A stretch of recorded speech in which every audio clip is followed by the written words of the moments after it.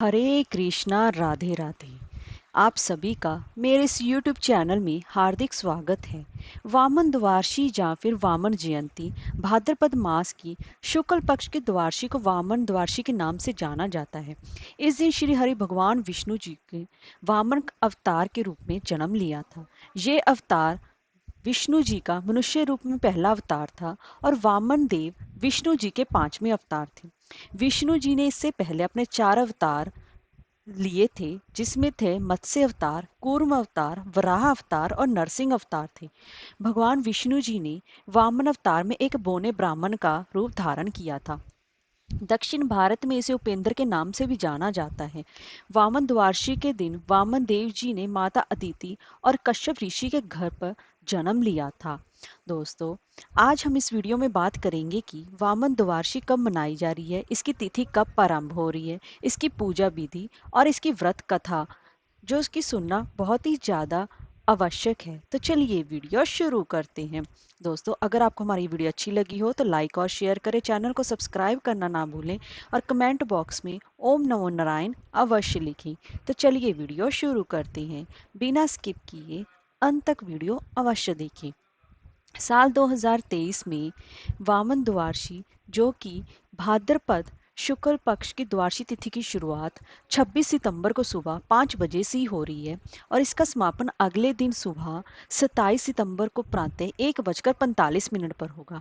ऐसे में वामन जयंती 26 सितंबर यानी कि आज के दिन मनाई जा रही है और इस दिन श्रवण नक्षत्र का भी विशेष महत्व है। श्रवण नक्षत्र पूजा धर्म कर्म के लिए अच्छा माना जाता है, क्योंकि इसी नक्षत्र में भी वामन अवतार ने जन्म लिया था, इसीलिए इस नक्षत्र का भी और ज़्यादा महत्व बढ़ गया है। तो इसे श्रवण नक्षत्र 25 सितंबर को सुबह 11:55 से प्रारंभ हो रहा है, जो कि 26 सितंबर को सुबह 9:42 तक रहेगा।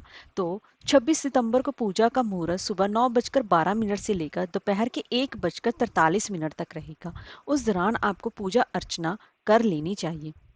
इस दिन वामन जयंती के दिन आपको सुबह जल्दी उठना चाहिए और स्नान ध्यान करके भगवान विष्णु की प्रतिमा या फिर भगवान वामन देव की चित्र को आपको अपने पूजा घर में स्थापित करना चाहिए।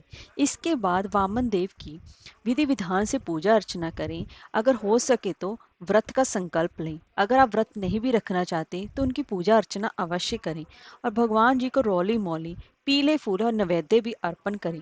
इस दिन वामन देव को दही और मिश्री का भोग अवश्य ही लगाएं और दही में थोड़ा सा केसर आप अवश्य ही मिला लें।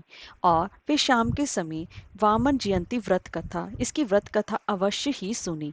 ऐसे सुनने से भगवान विष्णु जी की कृपा विशेष रूप से अपने भक्तों पर बनी रहती है। और अंत में वामन देव जी की आरती के साथ को पूजा को संपन्न करें। आइए दोस्तों, अब मैं आपको वामन द्वादशी पर वामन जयंती की व्रत कथा श्रवण करवा रही हूँ। तो चलिए हम कथा शुरू करते हैं। भागवत कथा के अनुसार भगवान विष्णु जी ने इंद्र का देवलोक में पुण्य अधिकार स्थापित करने के लिए इस अवतार को धारण किया था। देवलोक असुर राजा बलि ने जबरदस्ती इंद्र से उनका राज्य हड़प कर लिया था। बलि विरोचन के पुत्र तथा प्रहलाद के यह पौत्र थे और एक दयालु असुर राजा के रूप में हमेशा जाने जाते थे। ये भी कहा जाता है कि राजा बलि अपनी तपस्या तथा ताकत के माध्यम से बलि ने त्रिलोक पर अधिपत्य भी हासिल कर लिया था। एक बौने ब्राह्मण के वेश में बलि के पास गए और उनसे अपने रहने के लिए 3 कदम के बराबर भूमि देने का आग्रह किया। उनके हाथ में एक लकड़ी का छाता था। गुरु शुक्राचार्य के चेताने के बावजूद भी बलि ने वामन को वचन दे डाला। वामन देव ने अपना आकार इतना बढ़ा लिया कि पहले कदम में पूरा भूलोक पृथ्वी को नाप लिया, दूसरे कदम में देवलोक को नाप लिया और इसके पश्चात ब्रह्मा ने अपने कमंडल के जल से वामन देव के पांव धोए। तीसरे कदम के लिए कोई भूमि बची ही नहीं, तो वचन के पक्के बलि महाराज ने तब वामन को तीसरा कदम रखने के लिए अपना सिर आगे कर दिया। वामन बलि की वचनबद्धता से इतने प्रसन्न हुए और चूंकि बलि के दादा प्रहलाद भगवान विष्णु जी के परम भक्त थे, तो वामन देव विष्णु जी ने बाली को पाताल लोक देने का निश्चय किया और अपना तीसरा कदम बाली के सिर पर रख दिया, जिसके फलस्वरूप राजा बलि पाताल लोक में पहुंच गए। एक और कथा के अनुसार वामन देव ने बलि के सिर पर अपना पैर रखकर उनको अमरत्व का प्रदान कर दिया। विष्णु अपने विराट रूप में प्रकट हुए और राजा को महाबली की उपाधि प्रदान की, क्योंकि बलि ने अपनी धर्मपरायणता तथा वचनबद्धता के कारण अपने आप को महात्मा साबित किया था।